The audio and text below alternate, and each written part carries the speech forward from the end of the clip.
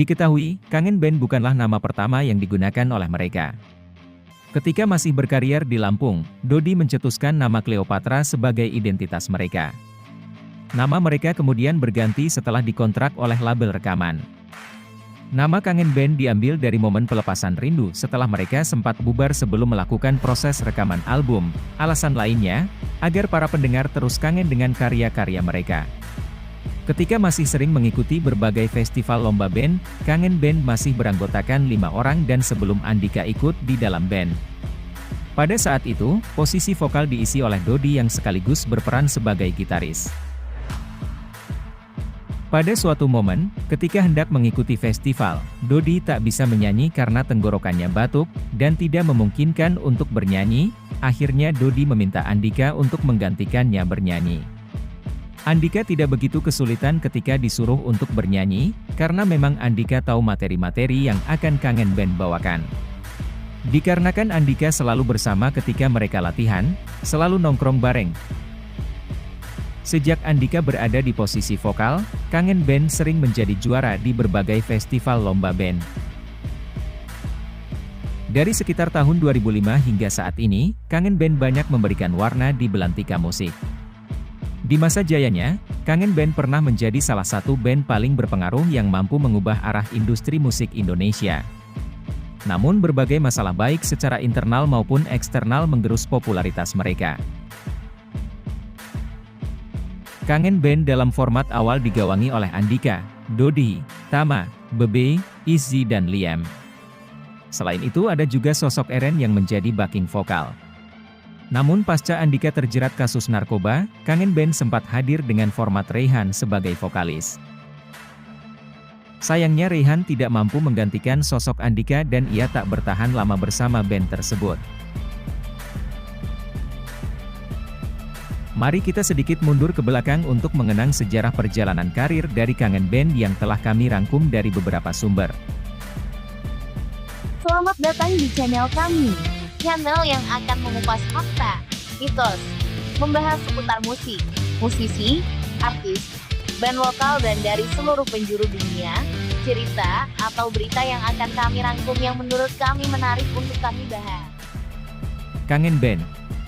Band yang satu ini memiliki background menarik. Sebagian personel Kangen Band di awal karirnya sempat diingat sebagai orang-orang yang berasal dari kalangan ekonomi bawah. Andika sang vokalis di masa lalu merupakan penjual es cendol. Sementara Dodi memiliki ayah seorang penarik becak, dan pernah bekerja sebagai kuli bangunan. Dan Iem pernah bekerja sebagai montir sebelum terkenal sebagai drummer band tersebut. Bebe berjualan nasi uduk di depan RS Abdul Muluk Bandar Lampung bersama orang tuanya. Tama di masa lalu juga bukan berasal dari kalangan berada, dan pernah berjualan sandal jepit. Dari beberapa personil lain, Izzy bisa dikatakan personil yang lebih beruntung di antara teman-temannya, dikatakan cukup mampu dan untuk memfasilitasi Kangen Band kala itu. Singkat cerita, pada tahun 2007 nasib personel Kangen Band pun berubah drastis ketika mereka meluncurkan karyanya, yaitu album tentang Aku Kau dan Dia. Saat itu, mereka seolah menghadirkan semangat bagi siapa saja yang sedang berjuang meniti karir.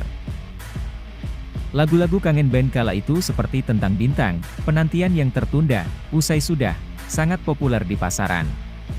Kesuksesan yang sangat instan seolah didapat kala itu, Kangen Band bahkan mampu mempengaruhi industri musik lebih terbuka dan menerima lagu-lagu bergenre Melayu. Meski demikian kehadiran Kangen Band tidak langsung diterima semua kalangan. Sebagian pihak baik dari masyarakat dan bahkan rekan musisi mencemooh band tersebut. Sejak tahun 2007, personel Kangen Band telah meninggalkan kehidupan mereka yang dulu. Namun setelah naik kelas secara ekonomi, selain kesuksesan, beberapa masalah pun mulai menghampiri mereka. Kangen Band tak lepas dari sensasi ketika berkarir di dunia musik. Pada tahun 2007, Kangen Band terpilih sebagai grup band terfavorit pada SCTV Award. Karir band ini pun cukup stabil hingga beberapa tahun setelahnya. Kehidupan personel Kangen Band pun sempat diangkat dalam sebuah sinetron berjudul Aku Memang Kampungan, di mana kisah yang diangkat dalam sinetron tersebut diambil dari kisah perjalanan mereka, meski pada cerita sinetronnya dibumbui dengan banyak cerita fiksi di dalamnya. Pada tahun 2008, Kangen Band kembali mengeluarkan album berjudul Yang Sempurna, dan merupakan hasil repakage dari album sebelumnya. Masih di tahun yang sama, Kangen Band kembali mengeluarkan album bertajuk Bintang 14 Hari. Lagu Yolanda dan Doi berhasil mempertahankan kesuksesan Kangen Band dari karya-karya sebelumnya. Kangen Band pun kala itu seolah membuktikan diri, bahwa mereka bukan grup band kacangan, yang hilang setelah satu karya saja. 1 tahun setelahnya, tepatnya di tahun 2009 Kangen Band juga kembali mengeluarkan album lain yang berjudul Pujaan Hati. Namun kali ini kesuksesan Kangen Band ini diwarnai dengan berbagai masalah yang menerpa band tersebut. Andika sang vokalis mulai terlibat banyak masalah, dan hal itu sangat menggoyahkan nama band yang ia gawangi tersebut. Pada tahun 2010, Andika terlibat kasus pemukulan terhadap temannya yang ia curigai mengambil laptop. Kasus ini cukup berlarut-larut dan Andika sempat divonis hukuman selama 7 bulan penjara. Di tahun yang sama juga, Andika kembali bermasalah dengan istrinya kala itu, yaitu Ade Bunga. Andika dianggap menelantarkan istri dan anaknya, serta kedapatan tengah bersama wanita lain. Karena kasus ini Andika sempat divonis penjara selama 4 bulan. Di tengah kepopularitasannya kala itu, sepertinya membuatnya semakin tidak lepas pula dari berbagai masalah yang menerpa, pada akhirnya mau tidak mau harus mengorbankan karirnya Kangen Band yang sedang naik daun kala itu. Pasalnya, masalah tak berhenti sampai di sana. Di tahun 2011 ketika tengah dalam proses perceraian dengan sang istri, Andika terjerat kasus narkoba bersama Izzy. Karena masalah ini ia harus mendekam di pusat rehabilitasi Lido dan karirnya bersama Kangen Band pun semakin hancur. Dan pada akhirnya, Andika sempat digantikan oleh vokalis lain yang bernama Reyhan pada tahun 2012. Andika sendiri kala itu hengkang dari Kangen Band, bersamaan sang gitaris, yaitu Dodi. Juga membentuk band baru bernama Kangen Lagi. Sayangnya baik Kangen Band maupun Kangen Lagi tak begitu sukses di pasaran saat itu. Selama beberapa tahun Andika dan Kangen Band memilih berjalan sendiri-sendiri. Namun rupanya keputusan tersebut seolah sama-sama tak membawa kebaikan bagi mereka. Akhirnya pada pertengahan tahun 2016, Andika dikabarkan kembali bergabung dengan grup yang membesarkan namanya itu. Kangen Band pun memilih kembali tampil dengan format awal meski tanpa kehadiran Dodi, yang saat itu lebih fokus berkarir sebagai produser musik.